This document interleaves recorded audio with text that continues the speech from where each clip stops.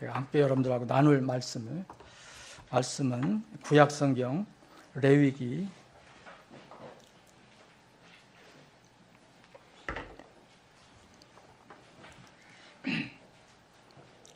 11장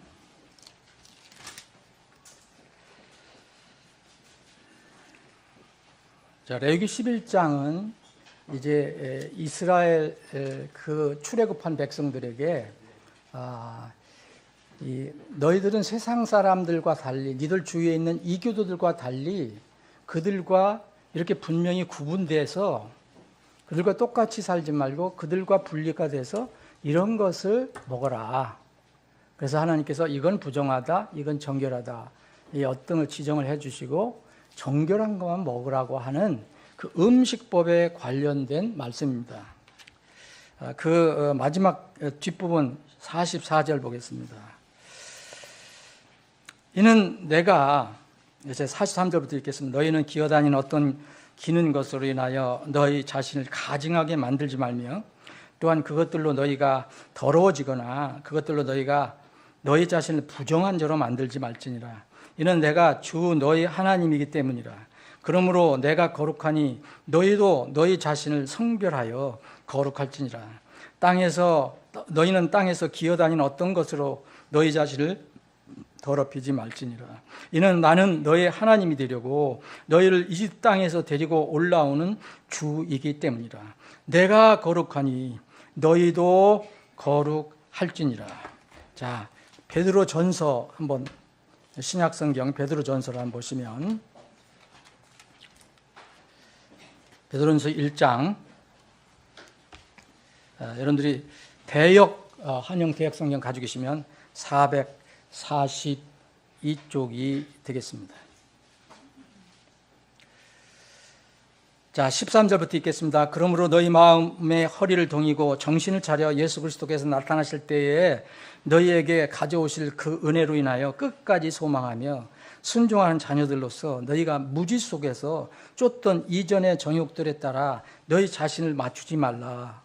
오직 너희를 부르신 그분께서 거룩하신 것 같이 너희도 온갖 행실에서 거룩할지니 이는 기록되기를 이는 내가 거룩하니 너희도 거룩하라 하였기 때문이라. 아멘. 아버지 하나님, 오늘도 우리에게 믿음을 주셔서 하나님 집에 모여 주님을 찬양하고 경배하게 해주셔서 감사합니다. 이 시간 또 주님께서 우리에게 주신 생명의 양식을 우리가 서로 나눌 수 있는 기회를 주심도 감사합니다. 아버지 하나님, 우리에게 주신 말씀은 사람이 이렇게 우리 마음대로 생각대로 이렇게 바꾸거나 변화시키거나 수식을 해서 또 장식을 해서 말씀을 전하거나 받는 것이 아닙니다. 있는 말씀 그대로 저희들이 받아야 합니다. 오늘도 이 말씀을 성령 하나님께서 우리 각자에게 각자의 필요한 생명의 양식으로 이 말씀을 통해서, 이 교훈을 통해서 공급해 주시옵소서. 거룩하신 예수님의 이름으로 기도합나이다. 아멘. 우리가 읽은 레위기 지금 이거 분명히 이스라엘에게 주신 율법 안에 포함된 겁니다. 근데 여러분 또 율법 그러니까 그 율자가 붙은 거하고 법이라고 되어 있는 거, 율이 안 붙은 거하고 다른 거로 생각하시면 안 됩니다. 성경에서는 다 율법이나 법이나 하나입니다. 우리 말이 그렇게 번역을 해서 굳어진 겁니다. 다 법이에요. 하나님의 법. 율법도 법이고 법도 법입니다. 그래서 영어를 law 하나예요. law. 그런데 우리가 오늘 잠깐 살펴봐야 될 것은 하나님의 법과 곧 하나님께서 이스라엘 백성에 주시고 또 신약에서 수백 개 또 명령, 법을 주셨는데 이런 그 하나님의 법과 율법주의는 무슨 차이가 있는 것입니까? 율법주의는 영어로 리걸리즘이라고 하잖아요, 여러분들. 그 율법 행위로 사람이, 죄인이 율법 행위를 통해서 구원을 받으려고 시도하는 것이 율법주의입니다. 이 성경에 그게 나와 있습니다. 신약에 보면 순수하게 자기 행위로 하나님께 나아가려고 하는 것, 자기 공로로, 자기 힘으로, 이것이 바로 율법주의인데, 이것을 치열하게 이제 치료해 주신 것, 그게 바로 로마서입니다. 그래서 율법으로는 절대 의롭게 될 수가 없다. 오직 믿음, 은혜로만 된다. 그게 가르쳐 준 것이 이제 로마서고요. 여기다가 또 어떤 사람이 이렇게 나왔습니다. 그러니까 그래, 너희들이 말하는 믿음, 율법, 믿음, 은혜 이거 인정해. 그런데 그걸로는 완성이 안 돼. 그래서 뭔가를 더 해야 돼. 이것이 이제 당시에 초세기 교회에서 유대인들이 주장했던 겁니다. 사도행전 15장 1절 2절에 보면 이제 안디옥 교회에, 은혜로 믿음으로 세워진 이 안디옥 교회에 유대에서 내려온 어떤 사람들이 거기에 있는 구원받은 형제들을 가르치며 이르되 너희가 모세의 관례대로 할례를 받지 아니하면 너희가 구원을 받지 못하리라 하더라. 그래서 문제가 생겼습니다. 안디옥 교회에 큰 문제가 생겼어요. 이 사람들은 뭐냐? 그래, 너희들 은혜, 믿음 좋다. 근데 그거 완성되는 게 아니야. 모세의 관례대로 할례를 받아야 돼. 그래야지 구원을 받는다. 그렇지 않으면 구원받지 못한다. 이렇게 얘기합니다.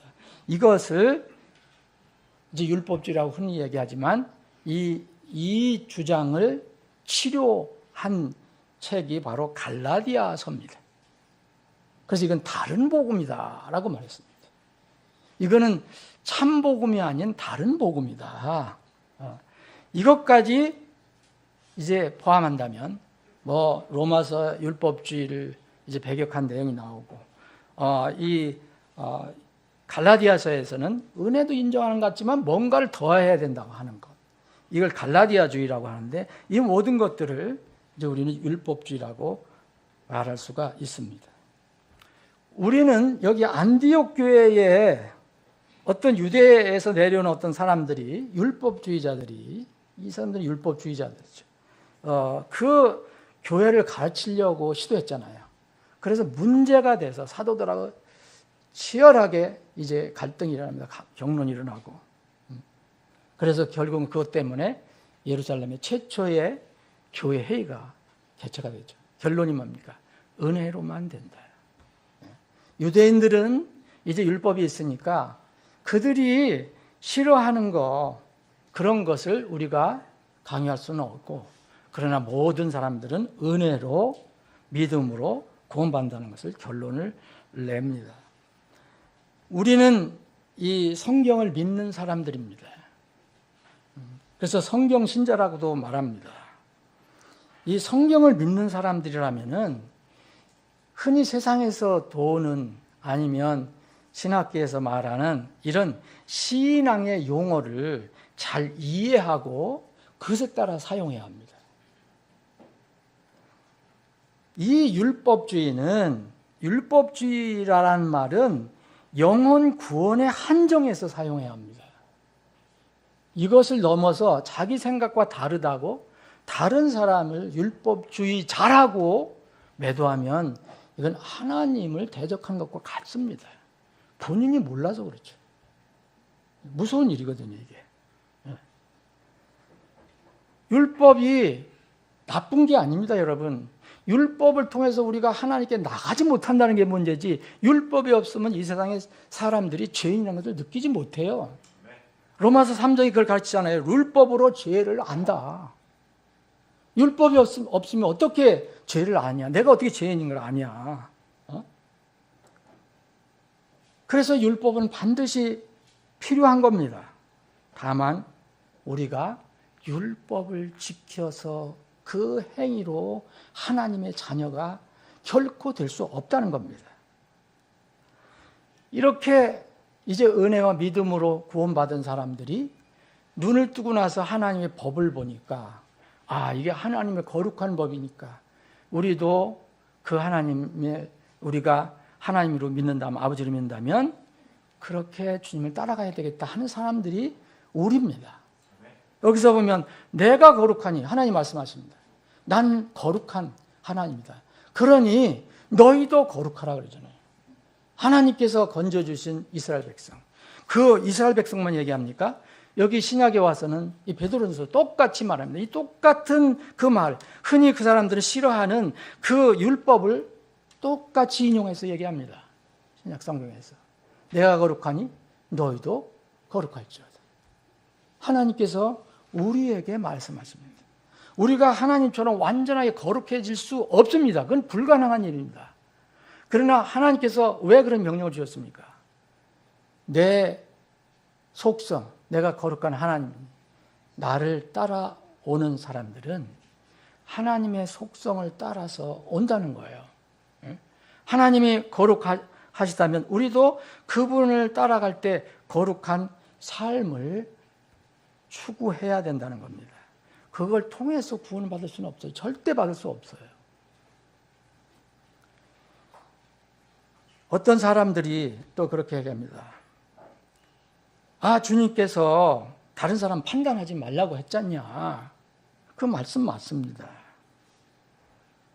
근데 그거는 율법주의가 아니에요. 그거는 바리새주의입니다. 바리새주의는 위선을 얘기해요. 위선은 분명히 예수님께서 책망하셨어요. 바리새인들과 사두개인들의 누룩을 조심해라 얘기합니다.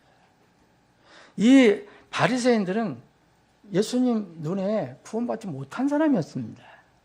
그런데 자기들이 가지고 있는 것을, 자기들의 그 법을, 자기들의 관습을 남에게 강요를 했잖아요.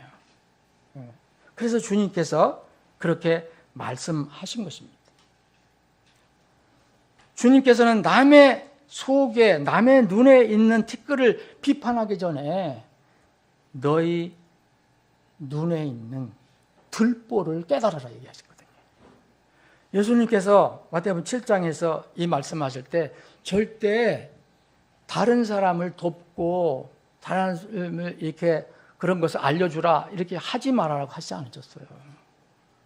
내 눈에 있는 들보를 먼저 알고 다른 사람 눈에 있는 티끌을 빼주라고 그랬어요. 그런데 바리새인들은 자기 눈에 있는 들보는 딱 덮어놓습니다. 그리고 남의 눈에 있는 이 티끌만 비판하는 거예요. 그래서 이것을 주님이 책망하신 겁니다. 이것을 바리새주의라고 합니다. 여러분, 거룩한이라는 것은 여러분 성경에서 말한 거룩한을 영어로 홀리라는 말을 여러분들이 잘 묵상을 해보셔야 됩니다. 성경에 기록된 하나님의 말씀을 이해하려면 먼저 신분적으로 법적으로 하나님의 사람, 곧 하나님께서 너는 거룩하다라고 선언을 받는 사람이 되어야 합니다. 이 사람들이 거룩한 무리라고 해서 성도라고 그러잖아요. 우리가 성도입니다. 하나님께서 우리를 의인이라고 칭해 주셨기 때문에 이 사람들에게 주신 말씀이 이 홀이라는 말이에요. 성경에 이 거룩한이라는 말, 거룩함 이런 말이 거의 500-600번 나옵니다. 500-600번 나오는데 제가 쭉 살펴보니까 이 거룩한이라는 말이 대개 성경에서는 두 가지 의미로 말하고 있습니다. 하나님은 어떠한 분이냐, 이분의 그 편에서 이분은 사람에 대해서 친절하시고 은혜로우신 분이다. 이런 뜻도 들어있습니다. 여러분들도 얼마든지 찾아볼 수 있습니다. 구약 성경을 여러분들 이 관련된 자료를 찾아볼 수 있습니다. 또 하나는 성경의 대부분에서 가르쳐주는 의미가 있습니다. 거룩한이라는 뜻입니다. 이것은 분리된이라는 뜻입니다. 분리가 됐다는 거예요. 이것을 다른 말로 성별됐다고 합니다. 이스라엘 백성에게는 반드시 이교도들과 주위에 있는 이교도 신앙을 가지고 있는 것, 엉뚱한 신을, 잡신을 섬기는, 온갖 신들을 섬기는 그 이교도들과 하나님을 섬기는 이 이스라엘은 뭔가 분리가 되어야 된다는 거예요. 그게 성별입니다. 성경은 대부분 이런 의미, 그러니까 어떤 사람이든 사물이든 하나님께서 인정하시는 성스러운 용도, 그것에 사용되기 위해서 분리되거나 구별됐다는 그런 의미를 씁니다. 그래서 이게 거룩한 안식일, 거룩한 장소, 거룩한 땅, 거룩한 날, 거룩한 그릇, 거룩한 제사장. 그래서 우리가 거룩한 백성이라 했잖아요. 이스라엘도 거룩한 백성이라고 했고요. 우리도 거룩한 백성이라고 했습니다. 그래서 신약에 넘어오면 이 사람들이 거룩한 형제들이라는 말도 나옵니다. 이것이 성도입니다. 사람에게 적용할 때, 사물이 아니고 물건이 아니고 이 사람에게 적용할 때는 이것을 성도라고 합니다. 세인트라고. 근데 이제 로마 가톨릭에서는 이것을 특별한 사람만 이 세인트가 된다 해서 성인으로 계급을 또 만들었잖아요. 성경에는 그런 게 없습니다. 다 하나님의 은혜로 믿음을 통해서 믿고 구원받은 사람들은 성도라고 부릅니다. 이것은 신분적으로, 법적으로 그런 것을 얻었다는 그런 뜻입니다. 구약에도 성도가 수없이 많이 나오고 물론 신약에도 수없이 많이 나옵니다. 근데 이 성도의 이 정의는 뭐냐? 아주 쉽게 표현한 데가 있습니다. 시편 50편 5절에 이런 말씀이 있어요. 나의 성도들을 그랬어요. 하나님께서 말씀하신 거예요. 내 성도들이 있다. 시편 50편 5절 나의 성도들을 내게로 모을지니 곧 이 성도가 어떻게 성도가 됐느냐? 곧 희생물로 나와 언약을 맺은 자들이라. 하나님께서 정의를 내려주셨어요. 성도는요, 예수 그리스도, 이 신학시대 예수 그리스도가 희생물이 되셨잖아요. 그 희생물을 통해서 하나님과 언약을 맺은 사람들이에요. 예수 그리스도를 보시면 우리에게 아무 정죄를 하시지 않으셔요. 그게 하나님 우리에게 주신 약속이에요.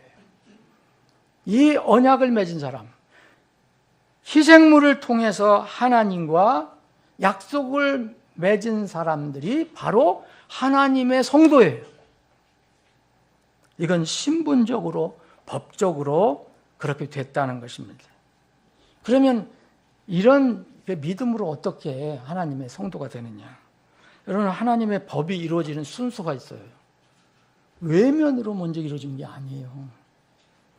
우리가 말로 한다고 해서 그거 이루어진 게 아닙니다.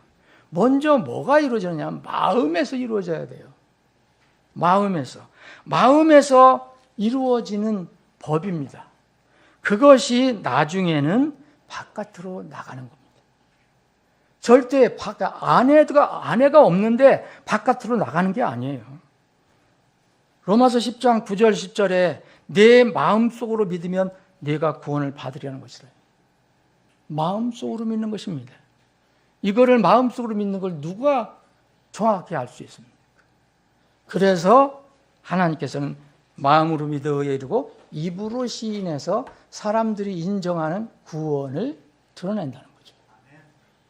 그런데 먼저 입으로 시인해서 구원받는 게 아닙니다. 마음으로 먼저 이루어져야 합니다. 이런 사람들은 어떤 법에서 벗어났느냐? 이제까지 그를 감싸고 있고 억누르고 있던 한 법에서 이 사람은 탈출한 겁니다. 해방된 겁니다. 로마서 8장 1절 2절에 보면 그러므로 이제 그리스도 예수님 안에 있는 자들에게는 정죄함이 없나니. 이게 성도예요. 그리스도 예수 안에 있는 사람들. 이들은 육신을 따라 걷지 아니하고. 그럼 이들이 무슨 바깥으로 뭐가 드러나냐면 육신을 따라 걷지 않는다는 것이 나타나는 거예요. 대신 성령을 따라 걷느니라 그랬어요. 이는 그리스도 예수님 안에 있는 생명의 성령의 법이 사망의 법, 죄와 사망의 법에서 나를 자유롭게 하였기 때문입니다. 사도 바울도 그렇게 고백했습니다. 사도 바울과 우리의 삶을 비교해 보면 우리가 사도 바울처럼 경건하게 살 수 없을 겁니다. 우리가 이렇게 인생을 다 전력 투구해서 주님을 위해서 헌신한 사람들은 아니잖아요. 그런데 사도 바울도 말합니다. 그리스도 예수님 안에 있는 생명의 성령의 법이 세상이 마귀가 나를 붙잡고 있었던 죄와 사망의 법에서 나를 탈출시켰다. 자유롭게 했다. 해방시켰다. 그게 성도입니다. 그래서 성도는 항상 내면이 있고 외면이 있습니다. 오늘 본문 레위기 있는 말씀, 베드로 전서에 있는 이 말씀은 하나님께서 그 내면도 없는 사람에게 내가 거룩하니 너도 거룩하라. 이교도들이 볼 때 그들이 거룩하려면 어떻게 합니까? 이교도 행실을 따라가지 않는 거잖아요. 근데 이미 하나님께서 그들에게 그런 능력을 주셨는데 어떻게 그 일을 할 수 있습니까? 그건 불가능한 일입니다. 그래서 베드로전서 이 똑같은 이 레위기에 있는 말씀을 베드로 사도가 이 말씀을 기억하고 여기에 하였기 때문에 기록되기라 했잖아요. 기록됐다 그랬잖아요. 그럼 이건 레위기 11장, 19장, 20장이 계속 나와요. 내가 거룩하니 너희도 거룩하라. 내가 거룩하니 너희도 거룩하라. 근데 이걸 어떤 사람들은 율법이라고 하겠지만 이 베드로는 이걸 따왔잖아요. 여러분, 신약에서. 그럼 여러분들 또 베드로전서는 또 유대인들이 준 거니까 우리는 안 믿겠다? 그런 사람이 또 나타날 수도 있어요. 아주 지독한 사람들이 있더라고요, 보니까. 너희를 부르신 그분께서 거룩하신 것 같이 너희도 온갖 행실에서 거룩할지니라. 그러면서 이 구약에 있는 말씀을, 이스라엘에게 주신 말씀을 똑같이 따왔어요. 여기는 이스라엘 사람들이 아니에요. 물론 이 편지를 받은 사람은 그 족속으로는 민족적으로 유대인이 있었겠지만 이건 교회에게 주신 거예요. 교회에게. 신약. 그러면서 이렇게 거룩한 사람들이 어떻게 살아야 하는가를 이제 베드로전서는 쭉 설명을 합니다. 여러분 베드로전서 1장 8절 보면은 여러분 예수님, 여러분 하나님 못 만나셨죠. 그런데 여러분들 말씀을 통해서 구원을 받았습니다. 보지 못했어요, 여러분. 예수님 만나지 못했어요. 그런데 예수님 사랑하잖아요. 그분을 보지 못하였으나 너희가 사랑한다. 지금도 너희가 그분을 보지 못하나 여전히 믿으며 이루 말할 수 없고 영광이 가득한 기쁨으로 기뻐하는도다. 여러분 기뻐하십니까? 나는 이런 말씀 기쁩니다. 9절에 보면 이는 너희가 믿음의 결말. 자, 믿음의 결말이 뭐예요? 믿고 믿었는데 구원을 받으면 안 되죠. 믿음의 결말, 곧 너희의 혼의 구원을 받았기 때문에, 혼의 구원, 믿음을 통해서 은혜로 구원을 받았기 때문에 기뻐한다는 거 아닙니까? 이 혼의 구원에 대해서는 쭉 얘기하면서 13절에 그러므로 이렇게 얘기한 거예요. 구원을 받은 사람에게. 이건 율법이 아닙니다. 하나님의 말 그대로 법입니다. 그래서 예수님께서 나타나실 때까지 이 땅에서 정신을 차리고 주님이 거룩하시니까 나도 거룩하게 그분을 따라가자 이거예요. 응? 그러면서 14절에 보면 우리가 무지했을 적에는 어떻게 했습니까? 이전의 정욕들에 따라서 이 세상의 정욕에 우리를 맞춰서 살았잖아요. 그러니까 우리는 이것에서 이제 벗어났으니 그분이 거룩하시니까 우리도 거룩해야 한다라고 지금 말씀하고 있습니다. 여러분, 외면, 내면과 외면이 있는데 내면과 외면은 이렇게 연결이 됩니다. 내면에 능력이 있어야, 내면에 하나님 말씀 씨앗이 심겨져야 그 다음에 싹이 나고 자라고 꽃이 피는 게 바깥으로 보입니다. 내면이 변화되어서 천국 시민이 된 사람은 이 땅에서 나그네와 순례자로 살아요. 이건 천국 시민이기 때문에. 이 순례자로 사는 동안에 뭐가 차이가 뭐냐면, 세상 사람들은 안 나타나지만 그 사람들은 윤리 도덕의 힘으로만 나타나는 게 있어요. 근데 성령의 힘으로, 말씀의 힘으로, 하나님의 힘으로 나타나지 못합니다. 그거는. 우리는 하나님께서 주시는 능력으로, 성령께서 역사하시는 대로 내면에 있는 것들이 밖으로 나오는 것이 있어요. 이것을 세상도 쉽게 분간합니다. 세상도 쉽게 눈치채요. 그 중에 크게 두 가지가 있습니다. 첫 번째, 외모와 복장입니다. 여러분, 아무리 구원받았다고 해도 몸에다 이상한 문신을 하고 성형을 하고 온갖 남자인데 여자처럼 하고 다니고 여자처럼인데 남자처럼 하고 다니고 그러면 여러분, 그 세상 사람들이 구원받은 하나님의 백성이라고 인정합니까? 누가복음 8장 35절에 보면 여러분 재밌는 이야기가 나오죠. 여러분 다 아시는 가다라 지방으로 갈릴리를 떠나서 이 갈릴리 큰 바다를 건너서 게네사렛 호수를 건너서 가다라 사람들의 지방으로 갔습니다. 가다라 사람들의 지방에서 처음 만난 사람이 있어요. 마귀가 들린 사람이었어요. 이 사람은 마귀 들려갖고 옷을 다 벗고 있어요. 부끄러운 것도 모르고 또 정신도 나갔으니까. 그럼 마귀의 특징이 뭔지 아세요? 사람들을 벗게 하는 거예요. 창세기 오늘 아침에 3장 봤죠. 첫 번째 사람들이 그걸 알아요. 그래서 그걸 뭘로 가립니까? 피부만 가리는 거예요. 성경은 다 일맥상통합니다. 마귀가 들렸을 때는 옷을 다 벗고 언행도 엄청나게 험악하고 사람들을 폭력으로 저기 하고, 그런데 예수님을 만났어요. 예수님께서 마귀를 쫓아내셨어요. 그럴 때 이 누가복음 8장을 여러분들이 읽어보십시오. 다른 세상 사람들이 엄청 놀랐어요. 왜 놀랐냐?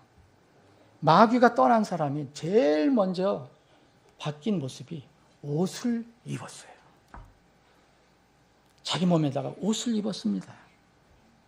그리고 정신이 바른 상태에서 예수님 발 앞에 조용히 앉아 있었어요. 그런데 읽어보세요. 누가복음 8장. 이게 그가 마귀의 세력에서 벗어난 사람의 첫 번째 나타난 모습이었어요. 또 나타나는 게 있습니다. 언행입니다. 언행. 말과 행동입니다.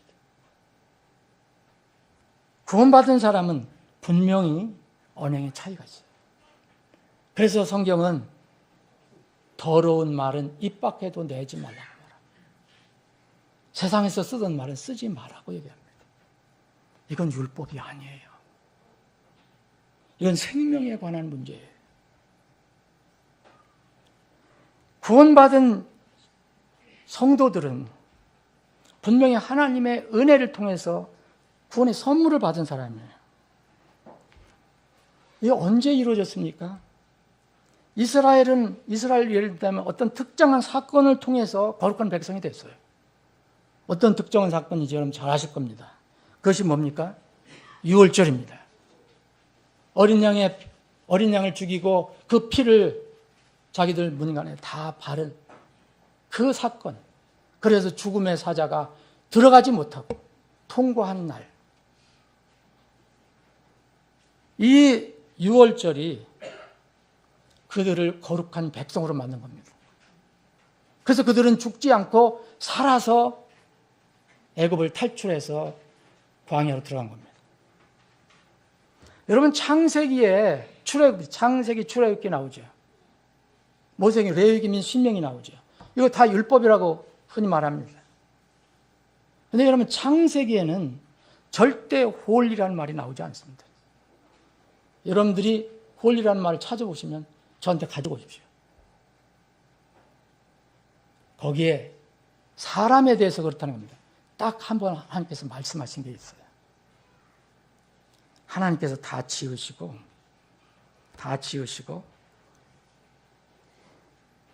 거룩한 날이라고 말씀하신 게 있어요. 근데 그거는 홀이라는 말을 쓰시지 않으셨어요. 근데 우리말로는 그 일곱째 날이 나를 거룩하게 성별했다고 기록이 됐습니다.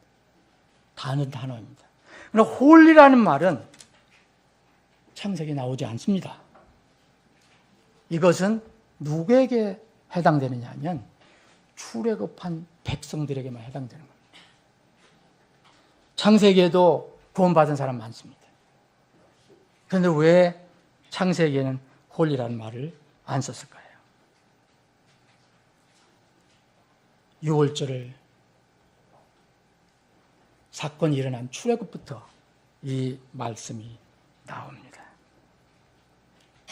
이것이 성도의 이 영적인 배경입니다.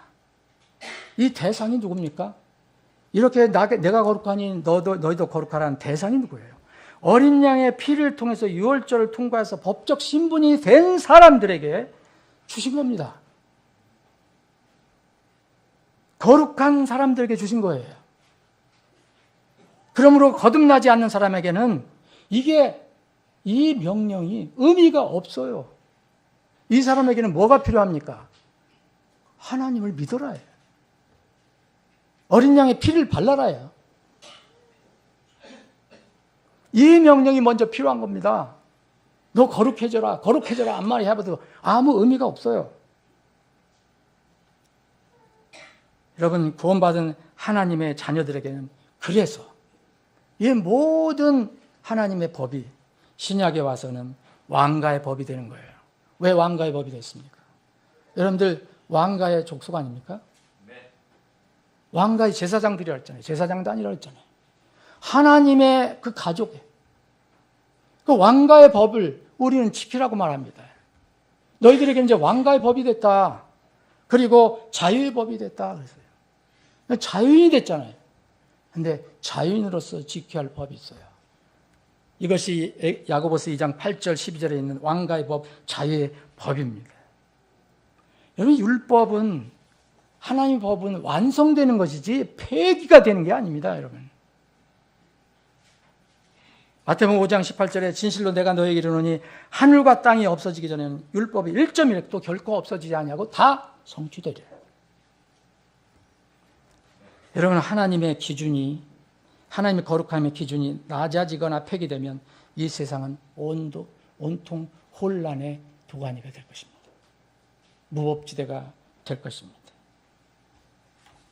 이런 율법은 이스라엘 백성에게 주신 것이지만 그 법 안에 들어있는 그 하나님의 거룩함은 모든 사람들에게 다 적용할 겁니다. 이런 성경 속에 오늘 여기에 가증하는 말이 나왔는데 성경 속에 가증한 말이라는 게 나와요. 영어로는 abominable이라고 해요. 이거는 우리가 참 얘기하기도 좀 힘든 거예요. 가증이라는 말, 우리말로 가증이라는 건 뭐냐면 아주 혐오할 거라는 거죠. 아주 역겹다는 거예요. 주로 그래서 하나님께 쓰실 때는 우상, 그리고 사람들이 짐승 같은 행동을 하는 것, 이런 것에다 가증하다는 말을 붙이셨어요. 이 가증이라는 말이 얼마나 많이 나오는지 모릅니다. 불행하게도. 그런데 성경을 보면 사람에게 가증한 것이 있어요. 사람에게 가증한, 사람끼리 가증한 게 있어요. 예를 들어서 이집트 사람들은 당시 이스라엘 사람들이 가축을 기른다고 그들의 기준으로 가증하다고 생각했어요. 그래서 같이 밥도 안 먹고. 요셉 이야기 아시죠? 그래서 에집트 사람들은 이 이스라엘 사람들을 가증한 대상으로 봤어요. 자기들 기준입니다. 또 사람이 그렇게 판단하는 것이 이거는 우리에게는 그렇게 큰 문제가 되지 않습니다. 두 번째는 하나님 백성에게 가정한 것이 있어요. 여기 오늘 레위기 11장 읽어봤지만 레위기 7장서부터 쭉 보면 하나님 백성에게 가정을 했어요.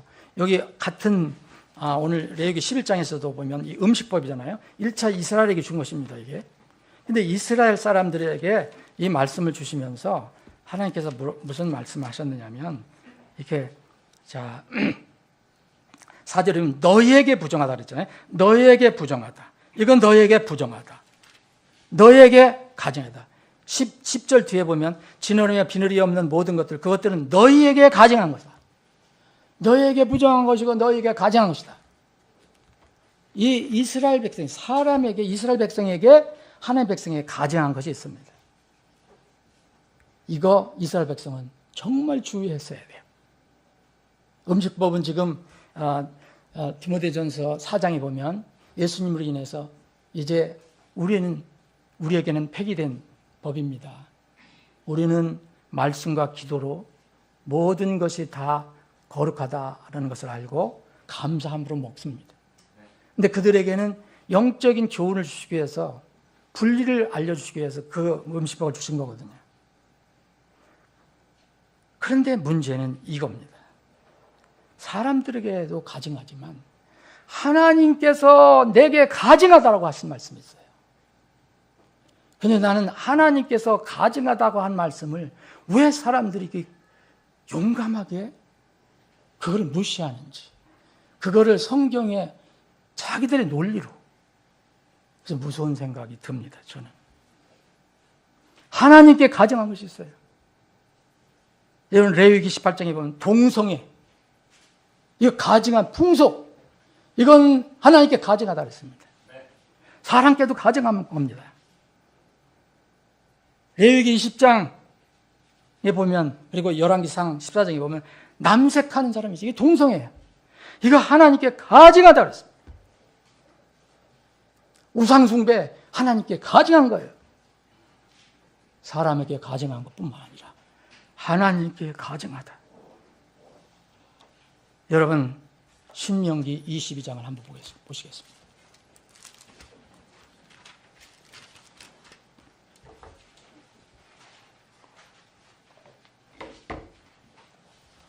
신명기 22장 5절에 이런 말씀이 있습니다.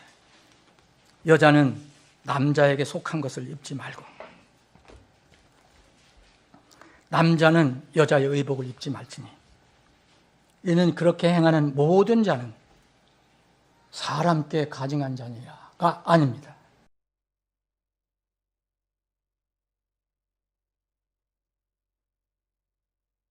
때문이라. 여러분 말씀을 그대로 우리가 받아야 합니다. 왜 이렇게 가증하라고 하셨을까요? 여러 가증한 것들 보면 창조의 질서와 원리를 파괴하는 일이 대부분입니다. 우상도 창조 질서 파괴하는 겁니다. 왜냐하면 창조주 하나님을 무시하니까. 그리고 여러 가지 무슨 동성애 이런 거 가증한 일이라고 해서 하나님께. 왜? 그것도 창조의 질서를 파괴하는 일. 하나님께 가증한 겁니다. 이것은 결코 의식법이 아니에요. 어떤 사람이 주장하는 그런 법이 아닙니다. 이건 절대 폐기될 수 없는 인간이 깨달을 수 있는 윤리 도덕법이에요.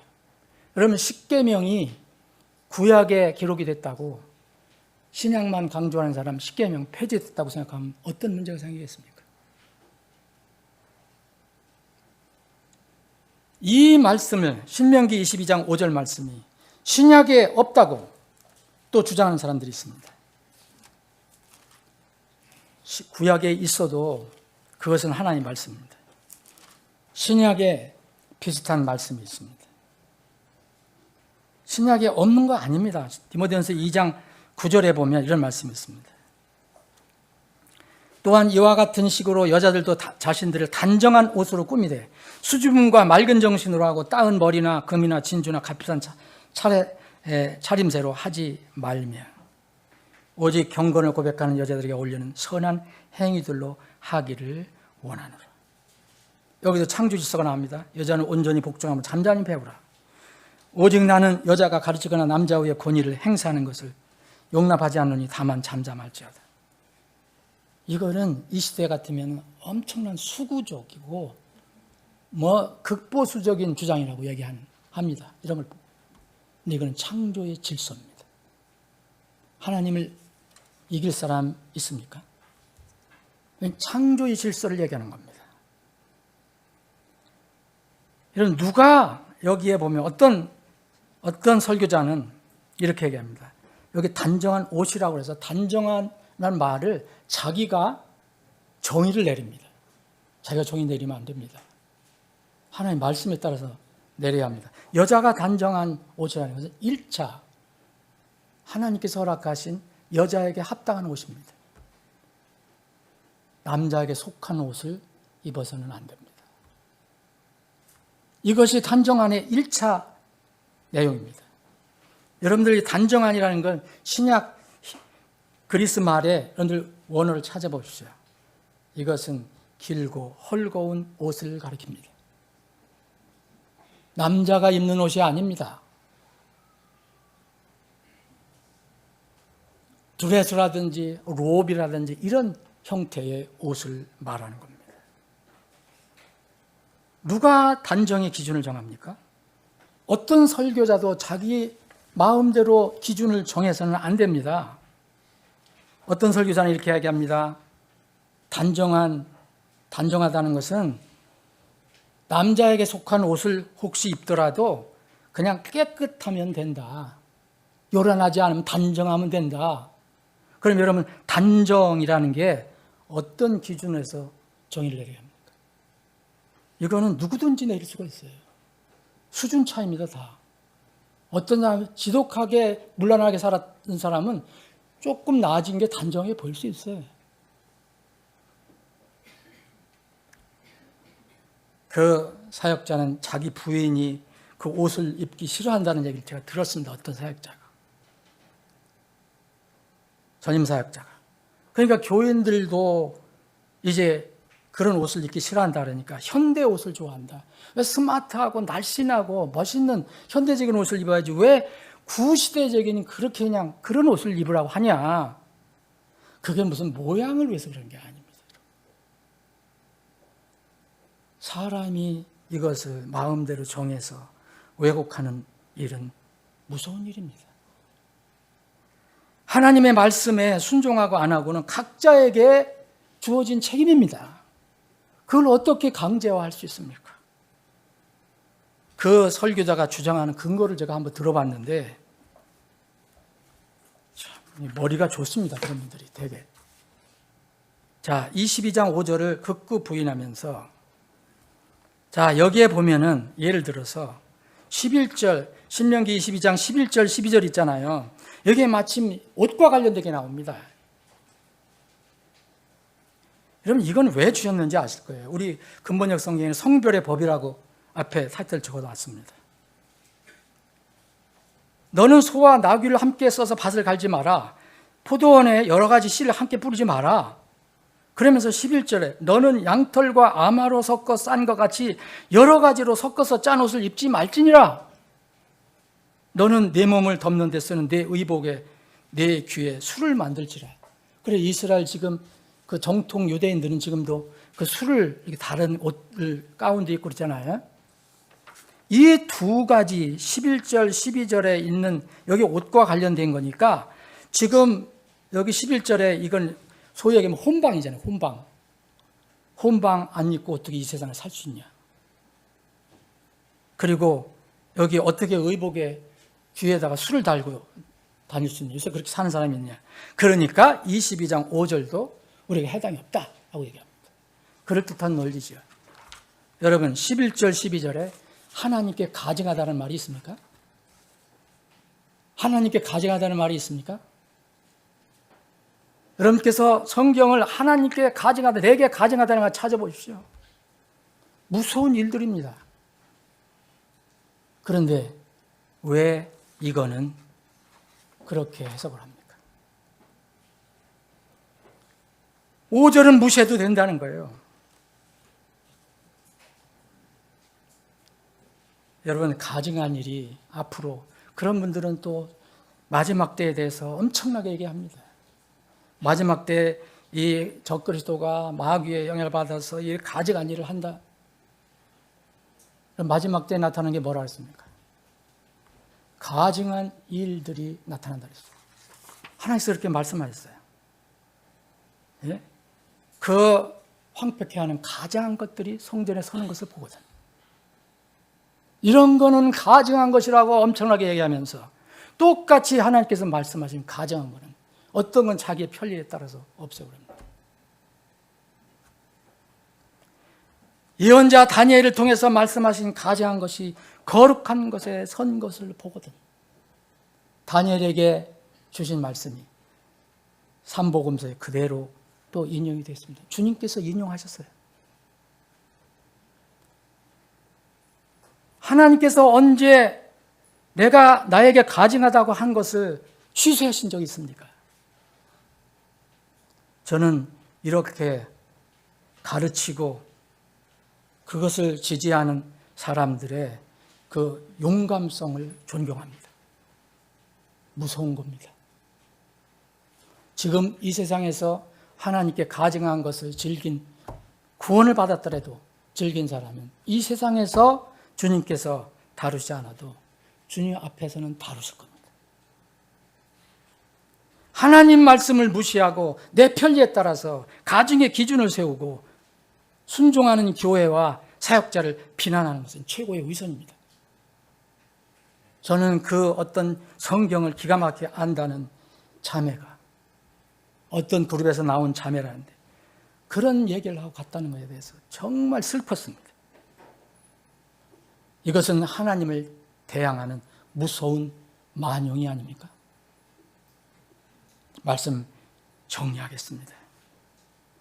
여러분, 구원받지 않은 사람이 하나님의 법을 지켜서 구원받으려면 율법주의자가 됩니다. 구원받은 사람에게는 그 법이 왕가의 법이 됩니다. 자유의 법이 됩니다. 내주하시는 성령님의 능력에 따라서 그 말씀을 따라가면서 주님의 법을 따르는 것은 결코 율법주의자가 아닙니다. 세 사람의 애모와 내면이 분명히 있습니다. 생명이 있다면, 내면에 생명이 있다면 물론 사람의 개인차가 있지만 밖으로는 무엇인가 열매가 나타납니다. 그리고 속도는 서로 차이가 있지만 분명히 주님을 향해서 자라갑니다. 그 열매 중에서 가장 기초적인 것이 언행과 세상 사람들에게 보이는 바깥으로의 모습입니다. 복장과 언행, 언행과 복장입니다. 사랑하는 여러분, 구원을 받았습니까? 그러면 성도라면 주님의 말씀을 따르십시오. 특히 주님께서 가증한 것이라고 한 것들은 세상에 누가 어떤 논리를 가지고 이야기하든 어떤 유혹이 오든 그것은 피하십시오. 지도자의 여러분들 혹시 위치에 있는 분이 있습니까? 형제 중에서? 그러면 주님께서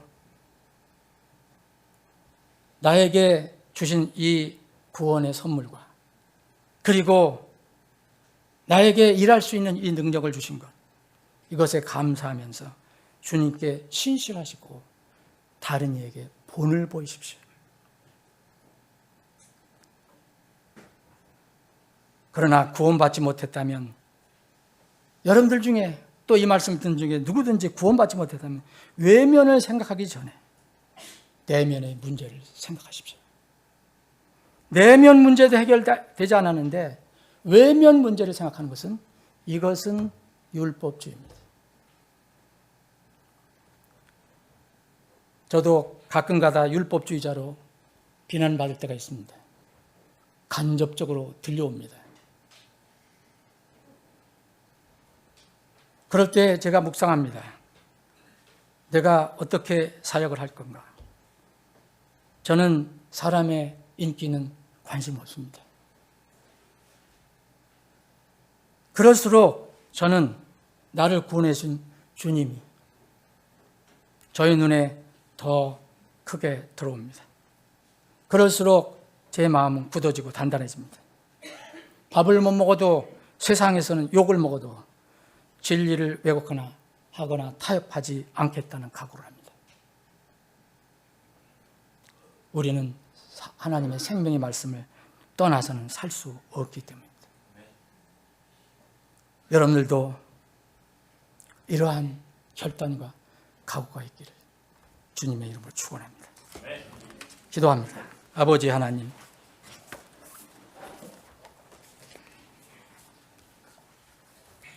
오늘 우리에게 말씀 주심을 감사합니다.